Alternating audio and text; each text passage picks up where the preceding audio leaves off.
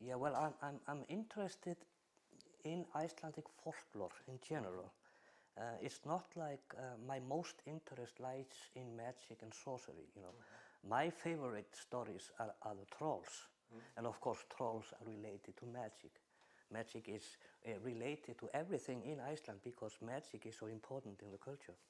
Only for an example, when you look into languages, for example, the Inuits in Greenland, they have almost, I think, 60 words, which means snow. Yes. You know, some country in Southeast Asia where they grow bamboo trees, they have 50 words only for the tree bamboos, and we only have one word, bamboos. In Iceland, we have up to 40 years for the word galdur, magic, and which tells us that magic and sorcery was always important in the culture.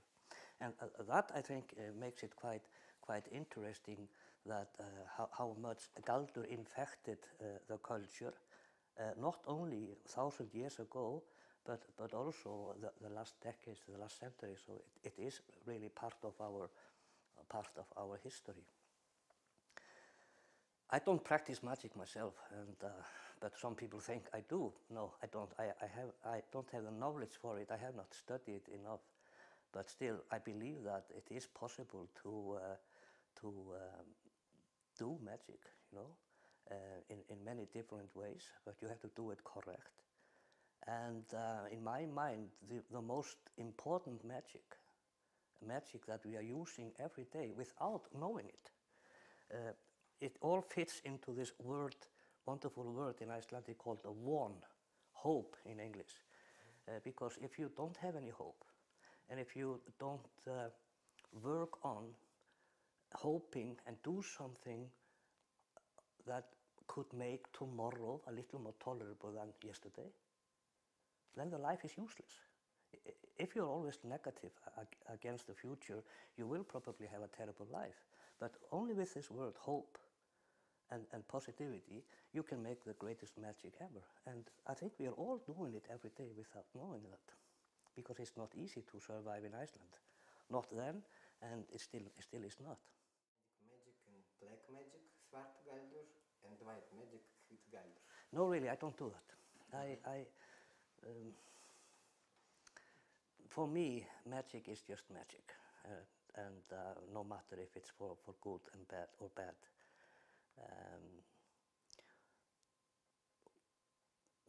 I think that's the only answer I can give for it. You know, some people call black magic something that is hurting somebody else, making people sick and stuff like that. But for me, it's all magic. You know, it all has the same root, and at least here, the Nordic magic and the magic that has been practicing in Iceland. Maybe if we would look at the ideas of magic, you know, somewhere in South America, Africa, it's a totally different thing, other ideas, and sometimes it's more dark than we have here, like voodoo and stuff like that. I would point that out as a black magic, you know. But here in Iceland, I don't divide it, actually. For me, it's just magic. It's simple. Icelandic magician, Galdraman. Yeah, my favorite and probably the most famous one is definitely Svanur in Svanshóll in Bjarnarfjörður. He grew up in Bjarnarfjörður, and he is actually the only person in Strandir that is mentioned in the old Icelandic sagas. And he was a great sorcerer, and he could change the weather how he would like to have it, and he had his own tunnel through many mountains to the place where he went out fishing, and just a great sorcerer, and for my belief the greatest of all. And he fits in the same category as, for example, Bárður Snæfellsás, when he walks into the mountain and he becomes part of nature and is very much celebrated. And there are not many persons like that. It is Svanur, it is Bárður Snæfellsás, and maybe only a few others. So in my mind, Svanur is the greatest one and my most favorite. But it's a long time ago since he was around. But still, we talk about him. When we have a special kind of weather with very thick fog, then we think about Svanur, and it reminds us of his magic skills. So it's more or less connected to the weather. And it's just a text that is actually following it. Sounds like this. Fjón þvæ ég af mér, fjanda minna, rán og reiði ríkra manna. And this more or less just describes the meaning and the usage of this magic sign, the Ægishjálmur, this very effective sign. No, I don't have it anywhere here. First of all, a protection sign. And for you, it's just to give you courage to keep on your journey and keep on your life. And not at least, which is maybe the more important when you think about it in modern life, is that this sign is also a magic against abuse of power. And if people think that it was used for that 1,000 years ago, then I think we have still maybe more use for it than before, because I think we are going through a terrible time in politics, and where democracy is actually being stepped down. So this magic is quite important. Then I sometimes use, invocations. That is more commercial. It's a kind of small act I have. And those poems, they are by Jón Lærði Guðmundsson, and called Snjáfjallarímur, part of them, because they are more than 90 verses, if I remember that correct. And usually I just use something like 6, 7, or 8 of them. But it's true that you say that many of those invocations, especially the ones that are mentioned to wake up dead people, they are all lost. We don't know what poems they are, but Jón Lærði Guðmundsson, at least, I believe that magic exists, that galdur exists. I think it's quite important to believe in it.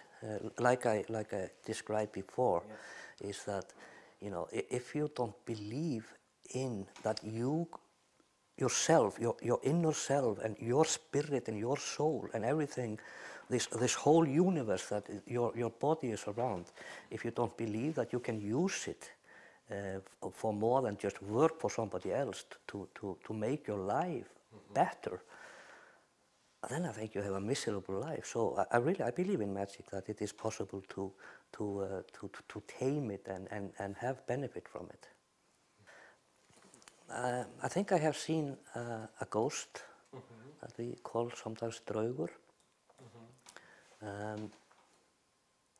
I was very afraid of it, but it's very, you get quite tense when you see it. But I'm not sure about it, but I think so. I have never seen huldufólk myself, but still I am convinced of that world really exists, and it makes me more comfortable to believe in that and accept it. It makes me more secure about myself. It makes me more secure when I'm just traveling alone up on the mountains, that believe that there are some other world around me than this one I'm living in, this world that is just laying next to us and we cannot really approach it, not everybody. And especially from the fact that my beloved grandmother, she spoke to the hidden people, and I believe her. I will never call my grandmother a liar. So, and since she told me that, and since she told me that she communicated with them, then I cannot do anything else but believe it. And it is safer. You feel more comfortable, and you are more secure about your own children. And I love this idea, because in my mind, the idea of the hidden people, of the hidden world, is a kind of wonderful idea of the first ideas of you know, protecting the environment. That you yourself, you accept that you are part of the world. You are not over it. You are just part of it. You are inside of it, and once you accept it, then you need to be more aware about the nature itself, and also join those people that really wants to protect it and take care of it. And only if everybody in the world would think like that, think how wonderful this planet would be.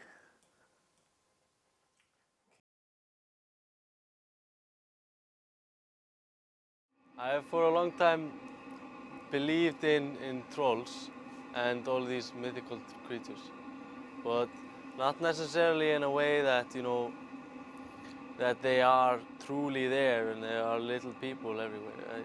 I more believe in them in so that they are a metaphor for something else. For example, trolls would be a metaphor for something bad that happens. For example, there was a troll living up on that mountain over there called Þuríður, and she used to throw down rocks and avalanches when she was angry. But so Þuríður is a metaphor for these happenings and these bad things, because trolls are always bad. You know, when they walk, they shake the ground and make earthquakes, and when they're angry, they throw down the snow and make big storms and so on. But the elves are different. The elves are fair, mythical creatures. They are wise, and they are kind of, you know, the grass beyond the fence, if you can say so. They are perfect humans, but they are more of a symbol for nature, for me at least. They are, you know, nature is beautiful and nature is, you know, powerful. And if you don't treat nature really well, you get punished for it. It's the same if you don't treat the elves well, you get punished for it, and which is, you know, you gotta treat it with respect. You know, in one way you can have, you know, you can be hunting seal or whale or fish or going hiking somewhere and all is good. But as soon as you fish too much, you go too far and you damage something, bad things will happen to you. You know, your fish will be finished and your seal will be finished, or you can have bad weather if you go too far and die. So, and the dwarves, they are always, you know, little things in life. They tease us. They are the ones that, you know, go to your house and you're maybe working with some tools, and then you put your tools down on the table and then you come back, they're not there. You know, they are the ones that are hiding your tools all the time, and the ones who are, if you can say, teasing you. You know, they put their leg in your way and you trip and fall or something like that. Little things, but they never, you know, mean anything bad by it. But for example, my grandfather, he was once working in his garage fixing his car, and he had a wrench in his hand and put it on the table. And he was in really a big hurry. I went to look for something else, and then he came back and he couldn't find the wrench anywhere. And he turned around and yelled into the garage, "I don't have time for this!" And then he turned around, a wrench was there. You know. I've been, you know, I do like to go hiking a lot, and I sometimes go too far, and often I'm in, you know, in my tent, and there's a really, really bad storm, and, you know, and you're just hoping, you know, you're hoping, just let me go this time, I'll never do it again. Or you get really afraid sometimes, you know, and you get, you know, I've been in an avalanche, and, you know, you get really nervous. And then that's a time where I take a step back and I look at what happened, and I try to be more careful, and in that way I try to communicate. Uh, but there's a really recent one when they were building this tunnel that goes through that mountain. The townspeople here, they didn't ask nature's permission. They didn't ask the elves in the mountain permission to build the tunnel. So when they were halfway through, rocks started falling from the hills, and because they were damaging a lot of things, and some of the machinery was damaged, and trucks stopped working, and there was a guy who injured himself, and all of these things. And there was this man in town here who is believed to he can like communicate with the other world, and so the road department or the company who was working that tunnel, they got this man to go up into the mountain and ask for permission if they could go and say he was sorry. But what they did also is, a lot of kids from the preschools here, they went up into the mountains, just singing songs for fun, and people were telling stories and grilling, and there was a little, they made a little bit, out of it, made it also fun. And I think that's also really important, to use this to communicate with, people who have more imagination, like kids or something like that. And the guy eventually said that they got their permission, so they built the tunnels, and there haven't been any accidents since then. Yes, the Queen of Elves where? In Álfsfell? Yes, The Queen of Elves in Álfsfell, she had 8 sons and 8 daughters, and who were both kind and good. And you can see the mountain when you see it and you look at it and you stand next to it. You can see and you can feel how powerful the environment is by just looking at it. You look at it and you just, feel humbled and small. And that's how the Elf Queen makes you feel. She's beautiful and she's powerful, and she makes you feel like you're just a little bit vulnerable. And then she used to give the people, they could go hunt seals and fish, and the elements were always fighting. There's a big sand beach in front, which is the waves just hammer on the mountain constantly and on the beach. But if they went too far, the people, then they wouldn't have any seals anymore and any fish. And also the thing is that in that particular place and in the whole nature reserve, we got to think that also the nature won. We left the place about 100 years ago almost. Elves can sing, and also we have in our Psalms book, Psalm that was, it is said that was heard in a Clint, what was sung by elves. And also, as I said before, the belief in elves was otherwise here in other countries, and also they were become more friendly and more and Christians, and also, as we said in Breiðabólstaður, it was not very good to understand some of the belief,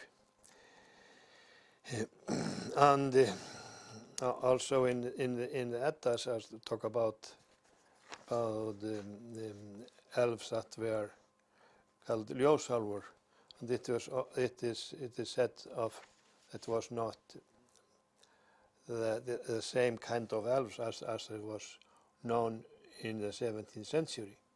And also the belief in elves is common all over the world.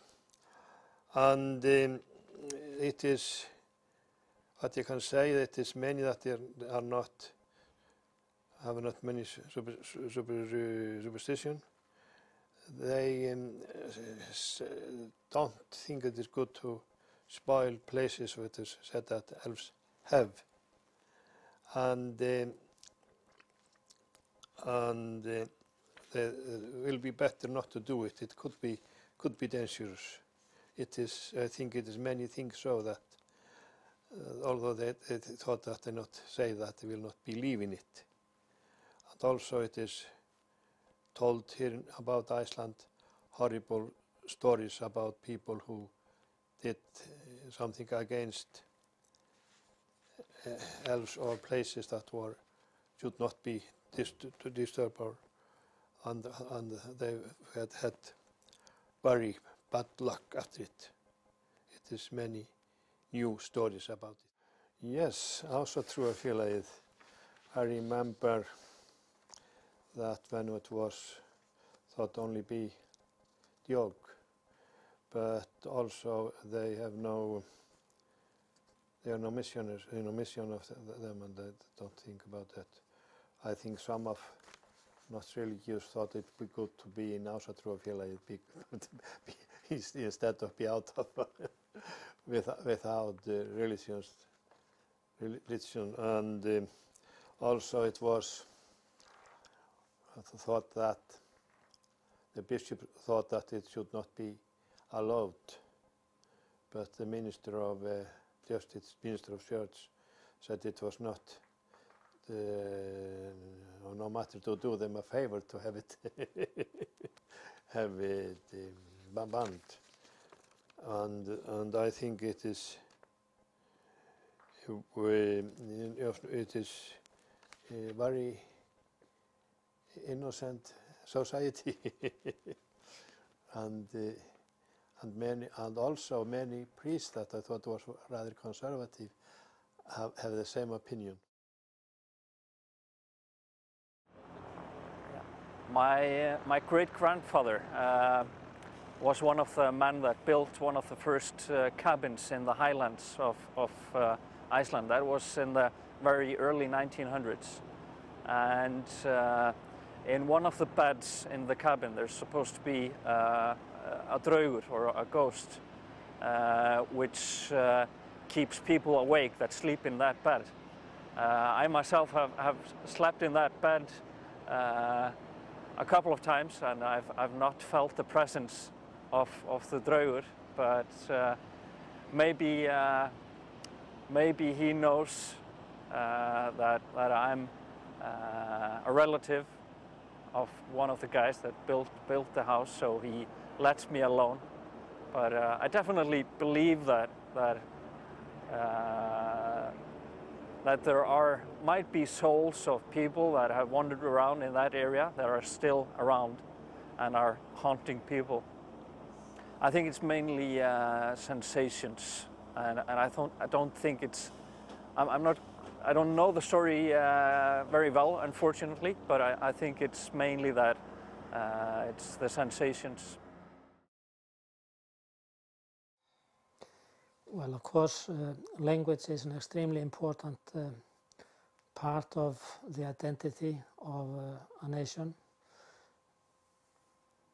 Although I wouldn't be quite so categorical as saying that there cannot be a nation without a separate language. We can take the Irish as an example. The Irish have more or less lost their original Gaelic language, although it is talked on some peripheral areas, but they have managed with the English language to maintain an identity which has been a great part of their self-image and of their culture.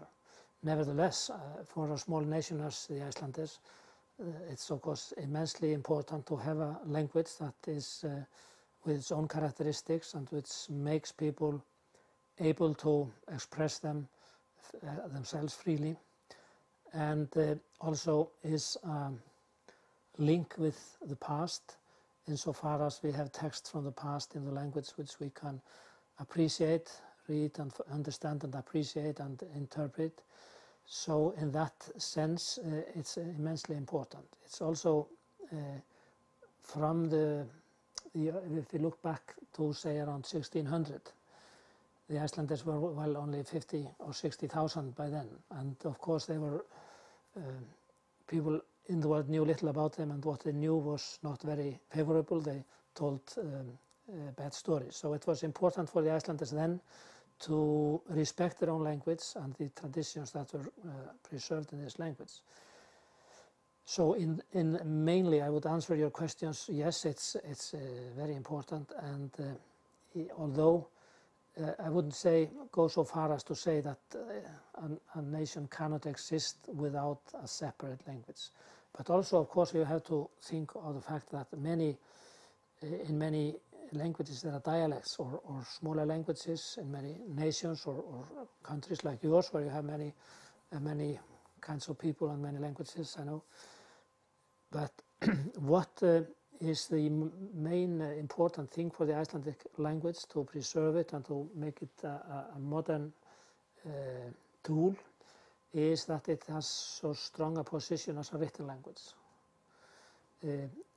It is a written language that is used in administration and in all aspects of life, although it has to defend itself, of course, against English in many new aspects, like the technological aspects, and it's not self-evident that it will survive for centuries onwards. I think in the same way as I said about the culture, the language will develop, change, but retain some kind of difference and identity in a long time into the future. It's quite right you were saying, it is changing, but you should not underestimate the possibilities that influences from the old culture can be expressed in modern media, in film, in novels and poetry, which is very different from that of the 19th or earlier centuries.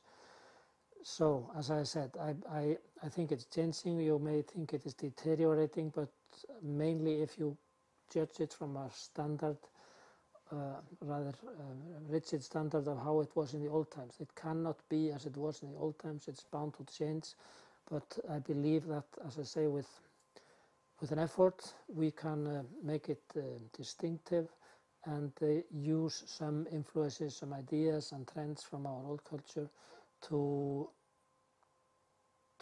go on giving it life. It has to be alive, and being alive, a culture has to interact with surroundings, with other cultures, etc.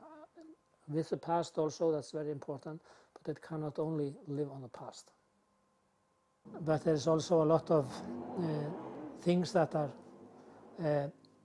commercially based or based on people following some stupid ideas. I don't, the neo-paganism, as you say, I don't think that this is a very serious thing, although it may be for a few people. Some people study the old religion and try to adapt it to their own world, and although I do not agree with that or don't think it is of significance, I accept it, that's what they want to do. But when people start to make up things mainly in order to charm tourists or sell Iceland to other people by some stupid gadget like new kinds of elves or whatever you like, then I think that's just ridiculous, and I regret it. But there's also... Okay.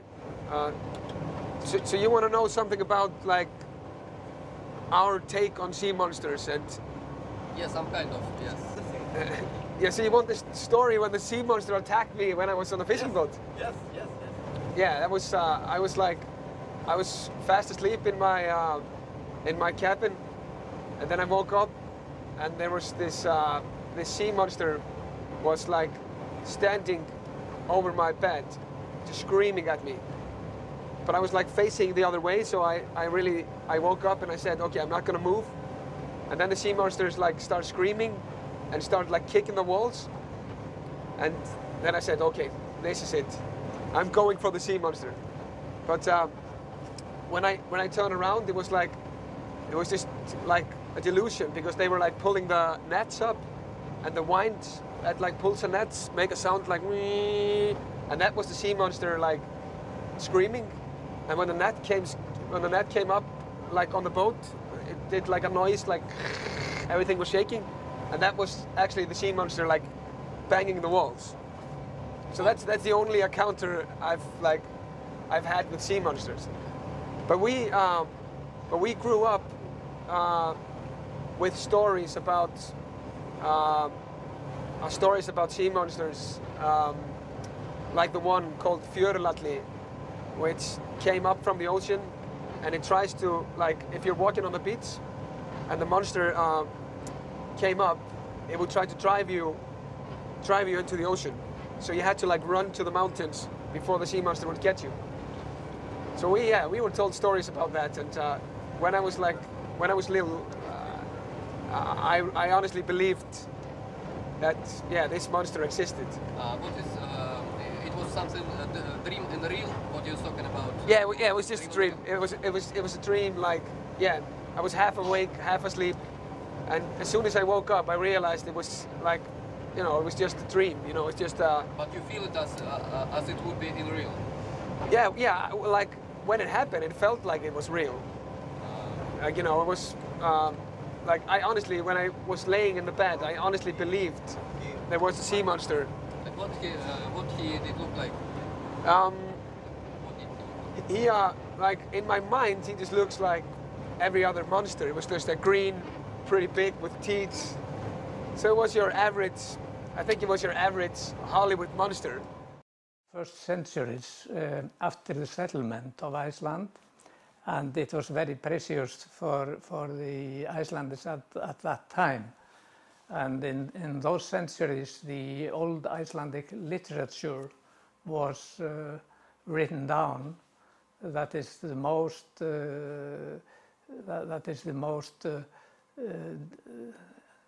The main cultural heritage for us is this old Icelandic literature. In the Middle Ages, we lost our independence, as you know, to the Norwegians at the beginning, and then to the Danish crown. And these were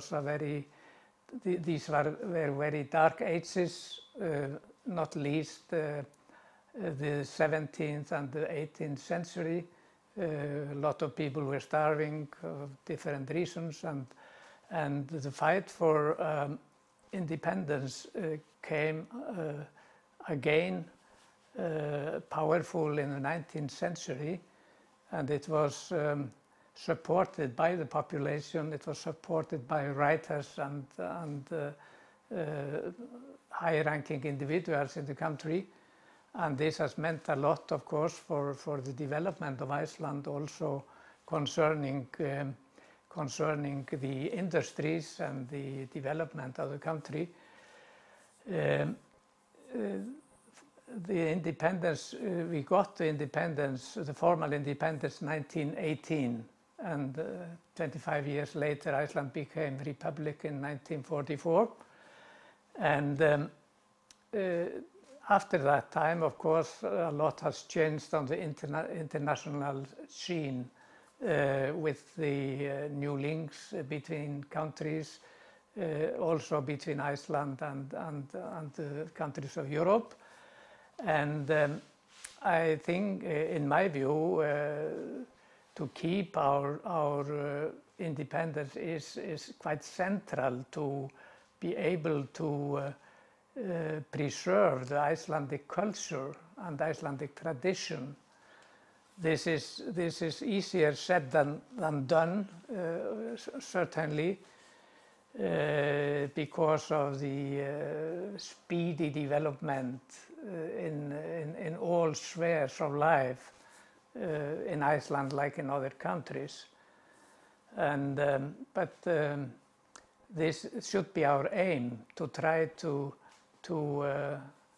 preserve our old culture and to develop the new one, the new sprouts in cultural respect. Yes, to pass the the heritage and the culture between generations from within a family. It is not an easy task today. It is, there are so many things who are distracting young people from keeping to the moral and to the thinking of their parents and ancestors. Central, of course, is to preserve the language. The language is the main channel to keep the cultural stream continuous. And today, the Icelandic tongue is not in danger in a way. It is quite everybody is for keeping the Icelandic language and to be able to speak it further. But the influence from English, for example, is of course big here in the country, like in many other European countries. But we are trying to keep these ties between generations. And people, of course, are very aware of the possibility of other beings besides human or animal. And that tradition is very much alive in this country. So people will do things out of respect for the hidden beings. And at the same time, they are paying respect to nature. Having faith and seeing omens everywhere are people deluding themselves. How people feel that they are answered by a higher being in life.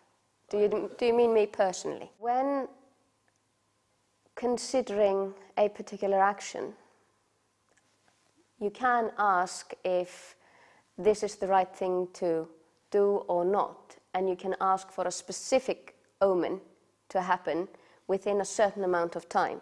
So say within the next 48 hours, I want this to happen for it to tell me that this decision is right. People can do that to get confirmation that some higher power is influencing their actions. My personal view to it is that I take responsibility for my life and the actions that I take, which basically means if I go down a course and go down a particular road and things start to go badly wrong, then I stop and I think, maybe I've made a wrong decision. So I go back and I think again and then take a different path. We always have to be ready to accept that we can be wrong. We can only ever make decisions on the information we have at the time. When things go right and the dance of life flows really, really well, and we feel the connection to everything around us, people and everything just is in harmony and goes right and feels right. That's one time when you can feel very connected to a higher being. Feeling that your actions are in harmony with everything around you and everything feels like it's going in the right direction. And everything comes together just right. And another time when I feel very strongly connected to something larger than myself is, for example, when I experienced an earthquake, or when you experience the power of a full gale, a snowstorm, where you can't see anything, you can't stand, and the power of that has to touch something more than just your body. And that is Christian. And you get a Christian priest and an ásatrú working together to create a ceremony that takes place in nature. And they both perform the ceremony. And these ceremonies we have happening more and more often. Sometimes one is Buddhist, sometimes one is Hindu, sometimes whatever else. But a point in a person's life when they actually feel connected with a higher power or something larger than their self, those are the points in life that mostly connect with experiences in nature. When somebody sees a fantastic display, a beautiful sunset, northern lights in the sky, they can be pretty awesome. Just today, walking back to work, a huge rainbow formed in front of the mountain Eyrarfjall.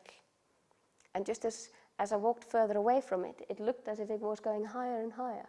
Or if a person stands and they experience an earthquake, those times are the times when nature speaks to your soul. And you can feel not just nature as a raw force, but something behind it, something greater. That means that all of us connect to something much bigger. Another point is to think here in Iceland on a very frosty, clear night and just see the northern lights covering the sky, dancing. It's totally silent, and it is the most amazing display that you can experience, in my view. And even if I'm freezing, I just want to stay out there forever. What do I think about elves? I love elves. Everybody loves elves, unless they upset them. Things around your house will disappear. You will look for them everywhere, and 3 days later, you will find them where you've looked 5 times. Elves are traditionally the kinds of being that humans mostly interact with. And elves, if you do them a favor, will be very helpful to you. Some of them can play tricks on you, and if you upset them, then you're in real trouble.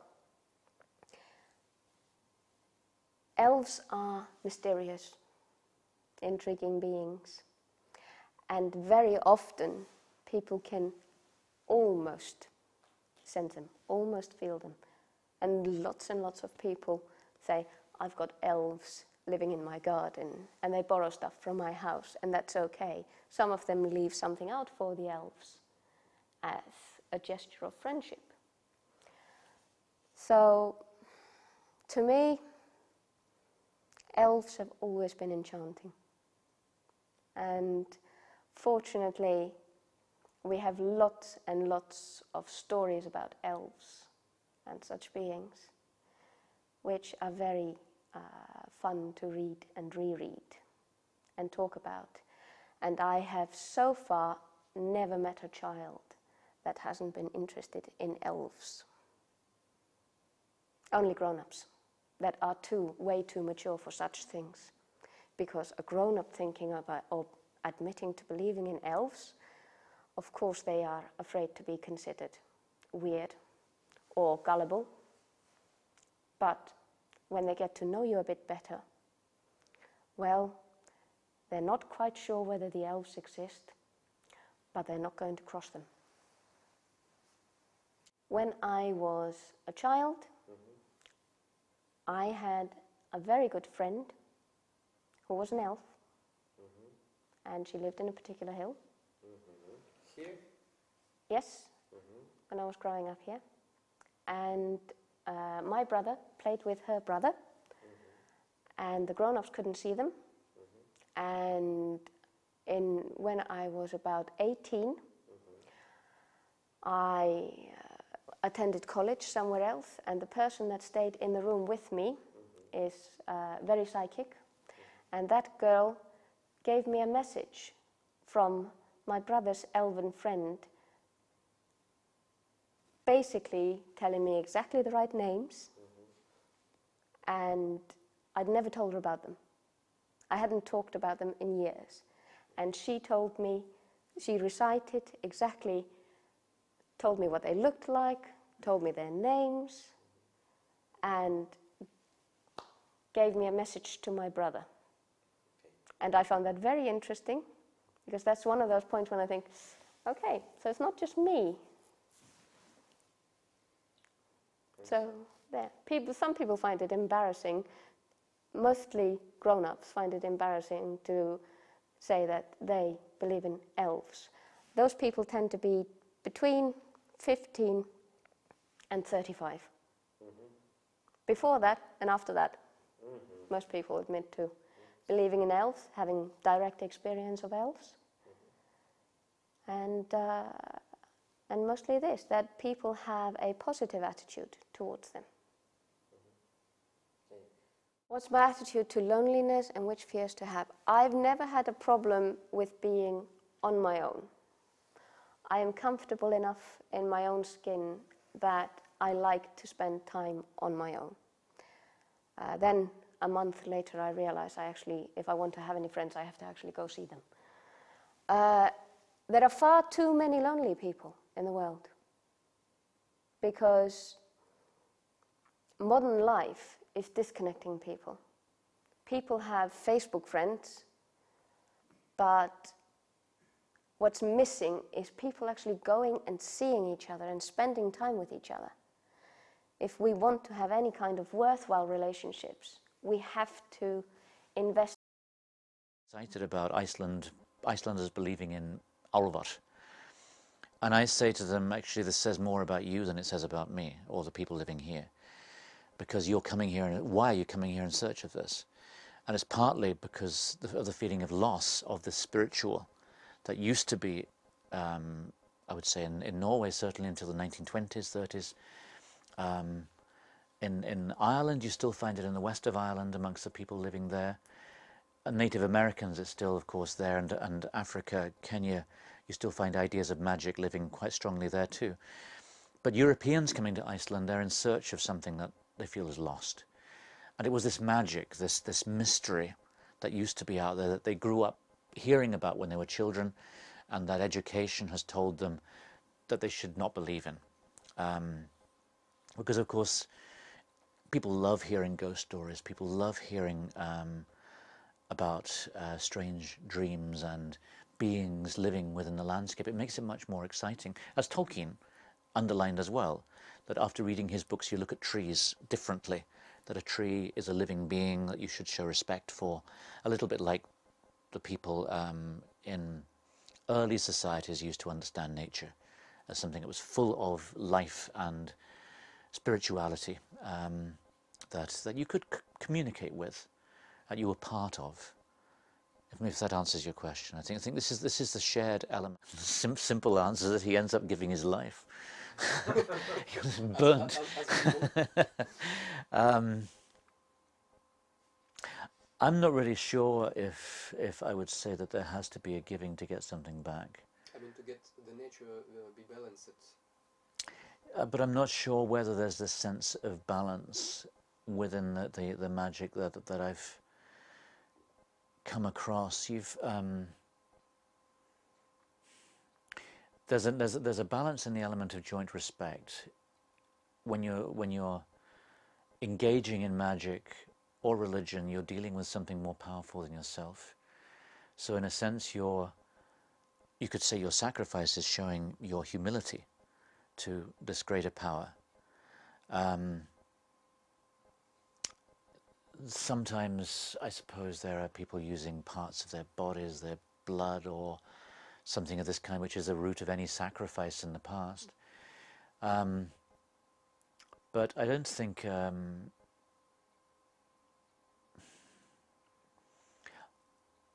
the stories of magic that we get in the folk tales, at least, don't talk about having to give something to get something back. I think maybe more in the practices that you'll find in the black books from the West Fjords and elsewhere, that there's some element of giving something, but and certainly the idea of giving is very old. Giving to get something back, that you give something, you want something, you give something, is very old in Iceland. If you go to a poem like Hávamál, it says that you should always give something to get something back. But I can't really give any clearer answer to this. I've not got the knowledge of the practices that maybe people like Siggi have got. Okay, thank you. And the next? When I'm teaching Icelandic culture to foreign students, I tell them to take out an Icelandic coin. And on one side is a picture of the protecting spirits of the country. This is the culture, this is culture, this is heritage. The other side is a fish. Let me think a little bit on this. Well, to start off with, certainly the carving of runes. The carving of runes, if you look at the oldest of poems, involves several stages. First of all, it means taking some wood for yourself to cut the outside of it so it's fresh. It's breathing, in a sense. You can see the life within the wood. So you're bringing it to life, and if these are runes that are then, and then they describe how you write the runes on it, and then you put blood onto them or you paint them, and the only way to take this magic away then is to carve it away, to scrape it away. In a sense, what you've done, even without a letter, is you've changed nature. A little bit like the Native Americans have the idea that when you speak, you've changed something because your breath, the air in the room has changed. A word, the air floats as it comes out of your mouth. If you could look at the air, you could see it moving as somebody speaks. So a little, you've changed something, but you've changed nature too. You've altered something that's going to stay that way. Then comes the idea of the meaning of the symbol.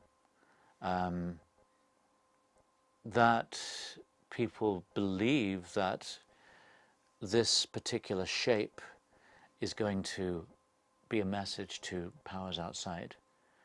A little bit like sort of waving your hands in a particular way will be a message that will be understood by the spirits elsewhere.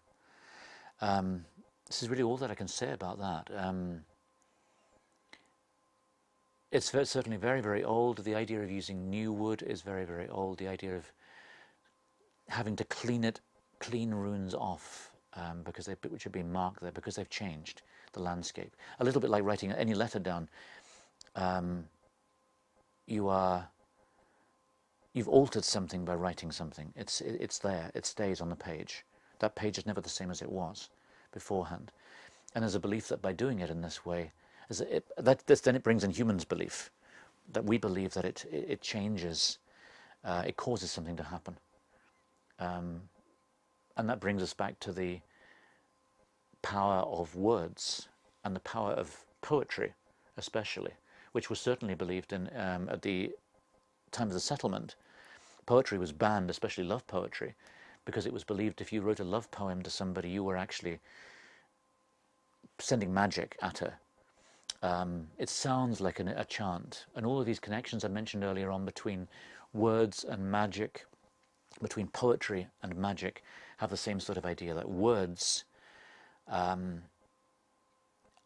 control. People also believe that that knowing the name of somebody has power over it. So naming Satan means suddenly he will appear. So instead of this, you talk about Old Nick, or you talk about the guy with horns.